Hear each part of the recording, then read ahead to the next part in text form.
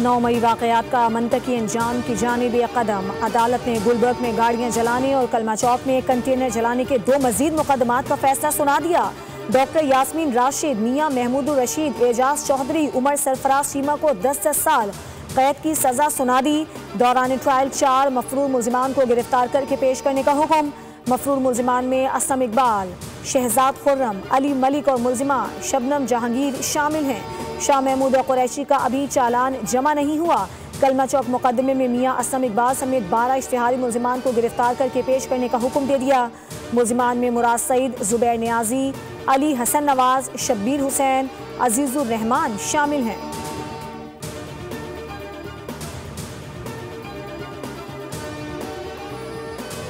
बानी तहरीक इंसाफ और अहलिया बुशरा बीबी खाइन हैं। 10-10 साल कैद, 1 करोड़ 65 लाख रुपए फी का जुर्माने के सजा के मुस्तहिक हैं। तोशाखाना 2 केस में जज शाहरुख अर्जुमन ने फैसला सुना दिया। दोनों मुजरिमों को मजमूई तौर पर 17-17 साल कैद का हुक्म दे दिया। फैसले के वक्त बानी पीटीआई और बुशरा बीबी कमरे अदालत में मौजूद थे। फैसले में बताया कि मुजरिम बानी पीटीआई को जायद उम्र और अहलिया बुशरा बीबी को खातून होने का फ़ायदा देते हुए कम अज़ कम सज़ा तजवीज़ की गई है।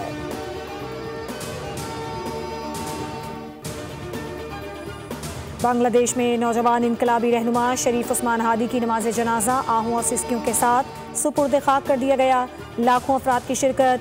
भारत मुखालिफ शदीद एहतजाज और पुरतशद्दुद मुजाहिरों का सिलसिला जारी। मुजाहिरीन की मोदी के खिलाफ नारेबाजी।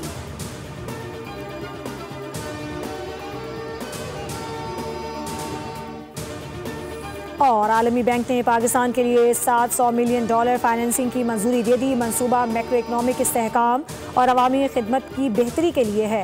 प्रोग्राम के तहत मजमूई तौर पर $1 अरब 35 करोड़ तक फाइनेंसिंग फराहम की जाएगी। आलमी बैंक ने $600 मिलियन विफाक और $100 मिलियन सिंध को मिलेंगे। फंड्स की फराहमी इस्लाहाती अहदाफ के हुसूल से मशरूत होगी।